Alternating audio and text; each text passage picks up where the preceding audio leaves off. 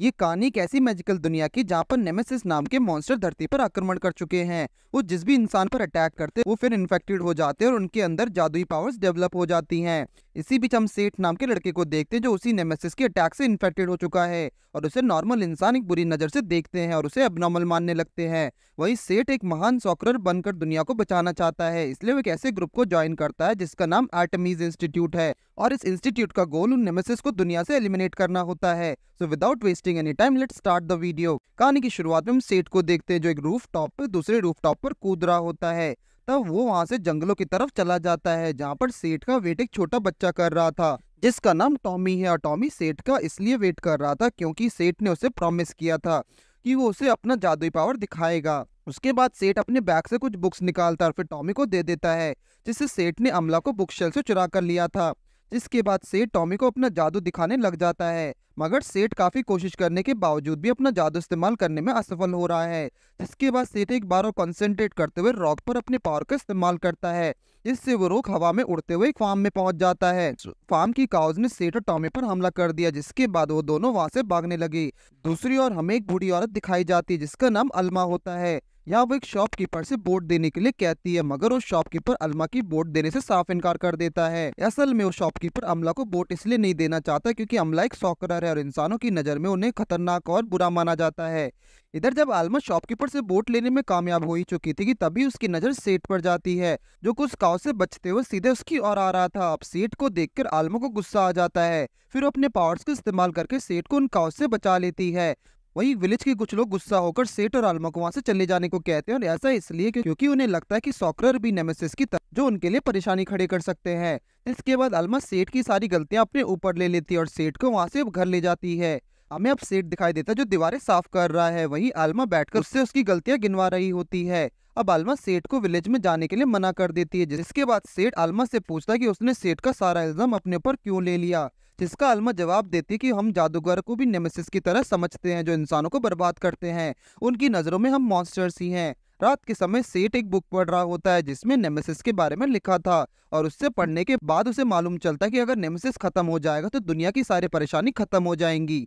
जिसके बाद सेठ उन नेमेसिस को दुनिया से खत्म करने का सोच लेता है।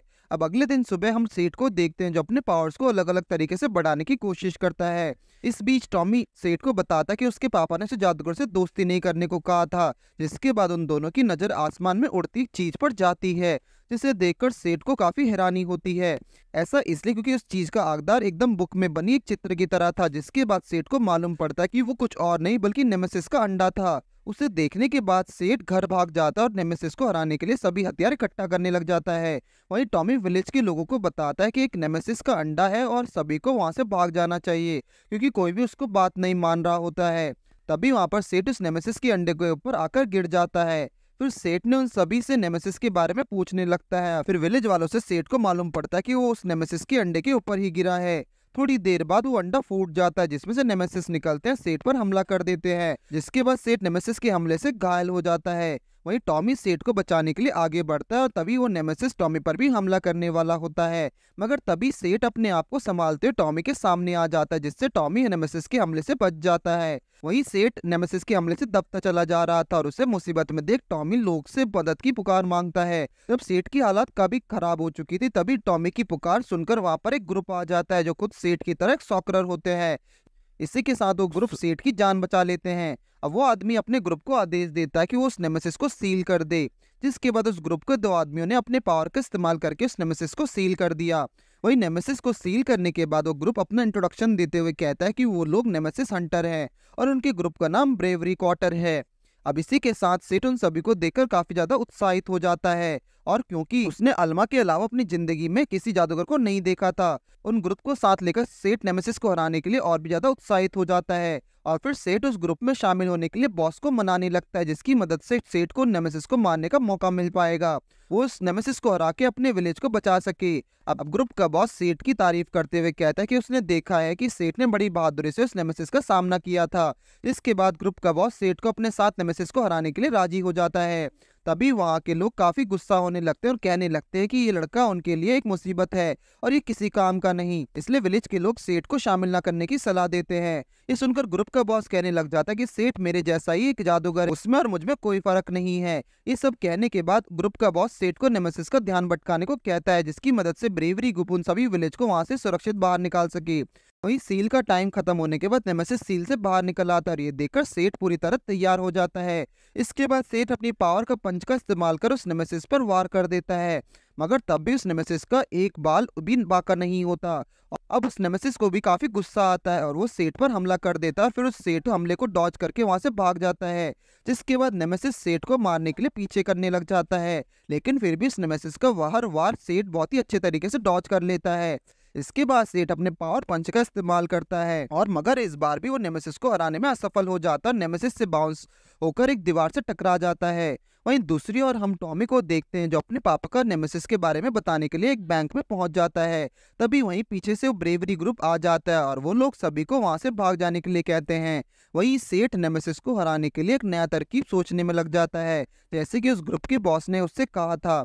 तभी सेठ को बहुत बड़ी चेन मिलती है, जिसके बाद वो नेमेसिस के पास चला जाता है। अब सेठ उस नेमेसिस को भड़काने के लिए लग जाता है, जिसके बाद वो नेमेसिस सेठ के पीछे करने लग जाता है और मौका मिलते ही सेठ उस चेन को इस्तेमाल करके उस नेमेसिस को बंदी बना लेता है। इसके बाद सेठ उस नेमेसिस से छिड़कानी कर ही रहा होता है कि तभी उस नेमेसिस अपनी पावर का इस्तेमाल करके सेठ को दूर फेंक देता है। अब हम एल्मा को देख सकते हैं, जो विलेज की तरफ जा ही रही होती है कि तभी उसे एक अजीब सा एहसास होता है और फिर उसे मालूम चल जाता है कि उसके विलेज पर नेमेसिस ने हमला कर दिया है। जिसके बाद सेठ उस नेमेसिस को बंदी बनाकर बैंक आ जाता है, जहां पर उससे उस ग्रुप की असलियत सेठ को पता चल जाती है कि वो ये ग्रुप उन लोगों की नेमेसिस से जान बचाने के लिए वहां नहीं आए थे, बल्कि नेमेसिस को सहारा लेकर उन लोगों को लूटकर वहां से रफू चक्कर होने वाले थे। इसी दौरान बाकी सब लोगों को लगता है कि सेठ भी उन सब से मिला हुआ है और इसलिए सेठ ने टॉमी को अपना दोस्त बनाया था, जिसके पापा बैंक में काम करते हैं। ये सब सुनकर सेठ को गुस्सा आ जाता है, फिर वो उस ग्रुप का बॉस को जोरदार पंच मारकर दीवार से लाद देता है। जिसके बाद सेठ ने ग्रुप के बाकी साथियों पर भी हमला कर दिया, और मगर वो उन सभी को मारने में असफल हो जाता है। इसके बाद ग्रुप का बॉस सेठ को समझाता है कि ये इंसान कभी भी उनके जैसे जादूगर नहीं मानने वाले और वो हमें हमेशा एक अलग नजरिए से देखते रहेंगे। और दूसरी ओर वो नेमेसिस सेठ की बंदी चेन को तोड़ने वाले में सफल हो जाता है और वो अपने आप को फ्री कर लेता है। जिसके बाद वो ग्रुप नेमेसिस को फ्री देखकर डर के मारे वहां से भाग खड़े होते हैं। जिसके बाद वो नेमेसिस अपनी पावर उन सभी के ऊपर इस्तेमाल करने वाला होता है कि तभी सेठ उठ खड़ा होता है और नेमेसिस के हमला रोकने में सफल हो जाता है। जिसको देखकर ग्रुप का बॉस काफी हैरान से देखने लगता है। सेठ पूरी तरह से नेमेसिस को मारने में कामयाब नहीं हुआ था, जिसके बाद नेमेसिस सेठ पर फिर हमला करता है, लेकिन सेठ की हालत काफी खराब थी। तभी अचानक से एल्मा वहां आ जाती है और उस नेमेसिस को अपने स्कल अटैक से हरा देती है, जिसके बाद सेठ बेहोश हो जाता है। जब सेठ को होश आ जाता है तो उससे काफी हैरानी होती है कि वो अपने घर कैसे आ गया है। वहीं उसके बाद सेठ अल्मा से नेमेसिस के बारे में पूछता है, जहां सेठ को अल्मा से पता चलता है कि अल्मा ने उस नेमेसिस को हरा दिया था और ब्रेवरी ग्रुप को पकड़ के उन विलेज वालों के हवाले कर दिया था। इसके बाद एल्मा सेठ पर गुस्सा होकर सेठ को सुनाने लग जाती है, क्योंकि सेठ ने बिना ग्लव्स के फेनेस्टिया अटैक का उस नेमेसिस पर इस्तेमाल किया, जो काफी जादूगरों के लिए किसी नामुश्किल काम से कम नहीं था। ये सब सुनकर सेठ काफी ज्यादा खुश हो जाता है और उसे लगने लगता है कि अब गाँव वाले उससे अलग नहीं मानने वाले। जिसका अलमत जवाब देते हुए बताते कि तुम उन गांव वालों के लोगों से काफी ज्यादा उम्मीद लगा रहे हो। वहीं उसके बाद अल्मा सेठ को समझाने लगते कि इंसान और इन्फेक्टेड लोग कभी भी दोस्त नहीं बन सकते। जिसके बाद सेठ अल्मा से बहस करने लग जाता है और कहता है कि वो अकेला ही सारे नेमेसिस को ढूंढकर उन्हें दुनिया से खत्म कर देगा। तभी अल्मा सेठ को रेडिएंट के बारे में बताती है, जिसके बाद सेठ काफी ज्यादा एक्साइटेड हो जाता है और फिर रेडिएंट का पता लगाने के लिए तैयार हो जाता है। जिसके बाद एल्मा सेठ को कहने लग जाते हैं कि रेडिएंट सिर्फ एक कहानी है और कोई भी उससे ढूंढ नहीं पाया है। तभी सेठ एल्मा को कहने लग जाता है कि अगर नेमेसिस अंडा बनकर धरती पर आते हैं तो कोई ना कोई ऐसी जगह जरूर होगी जहां पर हमें नेमेसिस के अंडे साथ में मिल जाएंगे। उसके बाद एल्मा सेठ को समझाने लग जाते हैं कि दुनिया में खाली नेमेसिस ही हम जादूगर के दुश्मन नहीं है, बल्कि पूरे वर्ल्ड के लिए खतरा है। ये सुनकर सेठ को काफी बुरा लगता है और कहने लग जाता है कि हम जादूगर ही तो इन इंसानों को नेमेसिस से बचाते हैं, तो फिर इन लोगों को हमसे क्या परेशानी हो सकती है। इसके बाद एल्मा चाय गर्म कर रही होती, जिसकी आग की लपटों को देख वो 10 साल पुरानी बात याद करने लग जाती है। एल्मा वो दिन याद करने लग जाती है जहाँ पर उन आग की लपटों की वजह से बेहोश हो जाती थी और अपने आप को हॉस्पिटल में पाती है, जहाँ पर एल्मा को डॉक्टर से पता चलता है एल्मा घायल पड़ गई थी और अपने साथ एक बच्चे को पकड़ी हुई थी और वो बच्चा और कोई नहीं सेठ होता है। एल्मा को अपने वजूद के बारे में कुछ भी याद नहीं आ रहा होता है। उसके बाद एल्मा सेठ को अपने साथ ले जाती है और वो दोनों के वजूद के बारे में जानने के लिए सफर पर निकल जाती है। जगह जगह घूमने के बाद भी एल्मा को अपने वजूद के बारे में कुछ भी पता नहीं चलता। कुछ टाइम में एल्मा को सेठ बोझ लगने लगता है, लेकिन अपने वजूद को जानना भी उसके लिए काफी इंपॉर्टेंट था। जिसके बाद एक दिन एल्मा सेठ को अकेले छोड़कर नेमेसिस को हंट करने के लिए चली जाती है। जिसके बाद कुछ लड़के आकर सेठ को परेशान करने लगते हैं, और क्योंकि सेठ एक जादूगर था और अब सेठ काफी परेशान होने के उन बच्चों पर अपनी पावर का इस्तेमाल कर देता है।